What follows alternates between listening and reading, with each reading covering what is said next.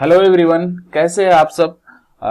देखिए, आज हम एक नया चैप्टर शुरू कर रहे हैं। विविध आधुनिक भारत का क्विज स्टार्ट कर रहे हैं, जिसका क्विज पहला क्विज है। और इस क्विज में हम 15 क्वेश्चन को पूछेंगे आपसे, और आपको वीडियो को पूरा देखने के बाद से आपको कमेंट बॉक्स में कमेंट करना है कि आउट ऑफ 15 कितने क्वेश्चन आपके सही हुए। मतलब आपने 15 क्वेश्चन में से कितने क्वेश्चन को सही बनाया है। अगर आप 15 में से 15 भी बना लेते, 15 के 15 बना लेते हैं, तो आप समझिए आपकी तैयारी पूरी परफेक्ट है। चाहे आप यूपीएससी की तैयारी कर रहे हो, यूपीएससी की तैयारी कर रहे हो, या स्टेट पीसीएस की तैयारी कर रहे हो, या फिर एसएससी की तैयारी कर रहे हो, या फिर रेलवे वगैरह कोई भी कॉम्पिटेटिव एग्जाम की तैयारी कर रहे हैं, तो विविध आधुनिक भारत आपके लिए सबसे महत्वपूर्ण चैप्टर है। ठीक है, तो इस 15 क्वेश्चन को आप पूरा के पूरा ध्यान से देखिए, और उसके बाद से कमेंट कीजिए कि आपने 15 क्वेश्चन में से कितने क्वेश्चन को सही बनाया है। ठीक है, चलिए शुरू करते हैं। देखिए, पहला प्रश्न है, आनंद मठ के लेखक कौन है। देखिए, एसएससी 2001 में ये पूछा गया प्रश्न है। ऑप्शन है रविंद्रनाथ टैगोर, बंकिम चंद्र चटर्जी, सरोजिनी नायडू, अरविंद घोष। सही ऑप्शन है बंकिम चंद्र चटर्जी। आनंद मठ के लेखक कौन है? बंकिम चंद्र चटर्जी है। अगला प्रश्न है, भूदान आंदोलन किसने प्रारंभ किया। देखिए, एमपीपीएससी 1998 में, एसएससी 2001 में पूछा गया प्रश्न है। दो बार बहुत इंपॉर्टेंट प्रश्न है। ऑप्शन है महात्मा गांधी, जयप्रकाश नारायण, विनोबा भावे, राम मनोहर लोहिया। सही ऑप्शन है विनोबा भावे। भूदान आंदोलन किसने प्रारंभ किया था? विनोबा भावे ने। इसके बाद से अगला प्रश्न, लाइफ डिवाइन पुस्तक के लेखक कौन है। देखिए, एसएससी आरआरबी टेक्निकल में पूछा गया प्रश्न है। महात्मा गांधी, रविंद्रनाथ टैगोर, राधा कृष्ण, अरविंद घोष। सही ऑप्शन है अरविंद घोष। लाइफ डिवाइन पुस्तक के लेखक कौन है? तो अरविंद घोष है। अगला प्रश्न, बंगाल की एशियाटिक सोसाइटी 1784 ईस्वी में जिसकी स्थापना हुई थी, के प्रवर्तक कौन थे? ऑप्शन है Warren Hastings, sir William Jones, James Mackintosh, James Prinsep. सही ऑप्शन है सर विलियम जोन्स। बंगाल की एशियाटिक सोसाइटी के प्रवर्तक कौन थे? तो विलियम जोन्स थे। अगला प्रश्न, भारत की संविधान सभा किसके अनुसार गठित की गई। साइमन कमीशन का प्रस्ताव, कैबिनेट मिशन योजना, माउंटबेटन योजना, क्रिप्स प्रस्ताव। सही ऑप्शन है कैबिनेट मिशन योजना। अगला प्रश्न देखने से पहले यार, अगर आपने सब्सक्राइब नहीं किया प्लीज सब्सक्राइब करें और साथ में बेल आइकन दबा दे। इससे क्या होगा, आप अगर हमारे चैनल को सब्सक्राइब कर लेते हैं और बेल आइकन भी दबा देते हैं, तो हम जितनी भी वीडियो अपलोड करते हैं या फिर हम लाइव क्लास देते हैं, तो आपको तुरंत के तुरंत नोटिफिकेशन मिल जाएगा। ठीक है, इससे आपको पढ़ने में भी सहूलियत होगी और आपकी तैयारी भी करने में कोई दिक्कत महसूस नहीं होगा। ठीक है, और अगला प्रश्न देखिए, अगला प्रश्न है, प्रथम भारतीय नोबेल पुरस्कार विजेता कौन थे। आपका ऑप्शन है सीवी रमन, रविंद्रनाथ टैगोर, एच खुराना, अमर्त्य सेन। सही ऑप्शन है रविंद्रनाथ टैगोर। अगला प्रश्न, हमारा राष्ट्रीय गीत वंदे मातरम कहां से संकलित है। ऑप्शन है चित्रा, गोदान, डाकघर, आनंद मठ। सही ऑप्शन है आनंद मठ। अगला प्रश्न, भारत का राष्ट्रीय पंचांग किस संवत पर आधारित है। विक्रम संवत, कल्ली संवत, शक संवत, इनमें से कोई नहीं। सही ऑप्शन है शक संवत। अगला प्रश्न, दिल्ली में केंद्रीय सचिवालय के उत्तरी और दक्षिणी खंडों का वास्तुविद कौन था।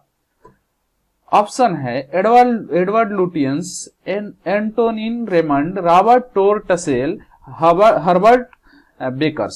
सही ऑप्शन है एडवर्ड लुटियंस। अगला प्रश्न, निम्नलिखित में से कौन सी कृति रविंद्रनाथ टैगोर की नहीं है। चित्रा, कपाल Kundla, the court dancer, Chitrangada.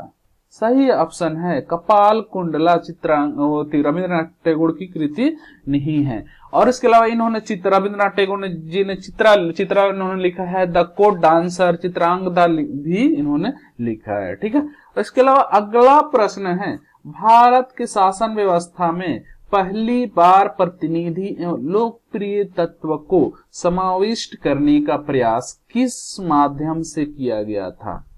अब फिर मैं एक बार प्रश्न को पढ़ता हूं, प्रश्न थोड़ा लंबा है। भारत के शासन व्यवस्था में पहली बार प्रतिनिधि एवं लोकप्रिय तत्व को समाविष्ट करने का प्रयास किस माध्यम से किया गया था? ऑप्शन है 1861 का भारतीय परिषद अधिनियम, 1892 का भारतीय परिषद अधिनियम, 1909 का भारतीय परिषद अधिनियम, 1919 का भारतीय परिषद अधिनियम।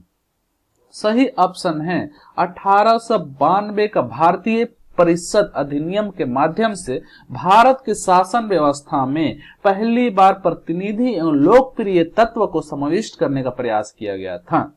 ठीक है, अगला प्रश्न 12, किस गवर्नर के कार्यकाल के दौरान 1921 ईस्वी में कलकत्ता में विक्टोरिया मेमोरियल हॉल का निर्माण कार्य पूरा हुआ?